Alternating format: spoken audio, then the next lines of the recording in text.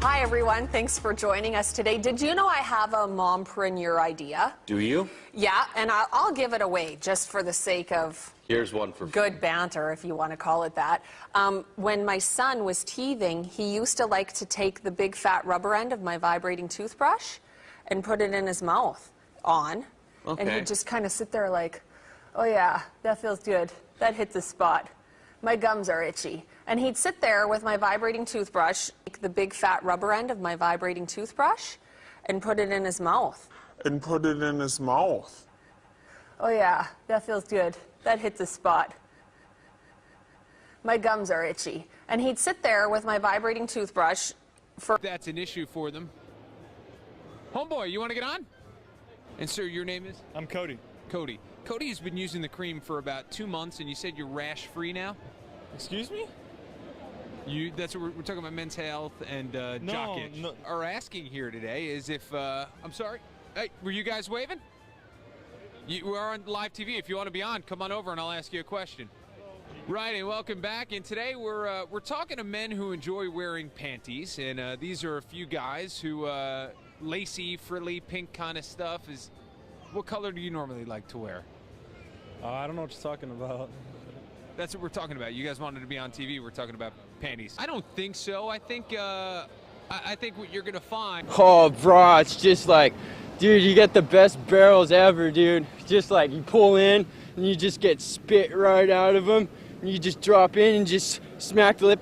Whoop-ah! Drop down, snap, ah! And then after that, you just drop in, you just ride the barrel and get pitted. So pitted like that.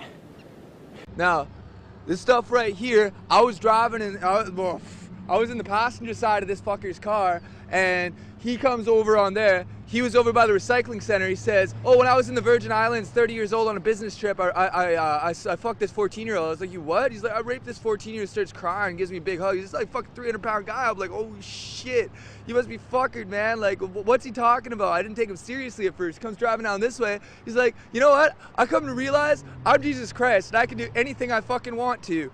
And watch this, bam, and he smashed into this fucking guy right there, pinned him in between that fucking truck. And so I hop out, I look over, the guy's pinned there. I mean, like, freight train riders know this. Like, if you get pinned between something, do not fucking move that shit, otherwise you bleed out.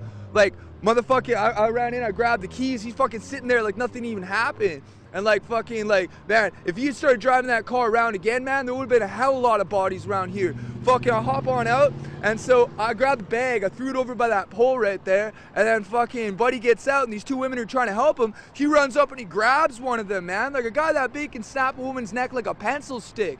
So I fucking ran up behind him with a hatchet, smash, smash, smash. Yeah. The lady said you saved her life. She was the one who got grabbed by that fucker.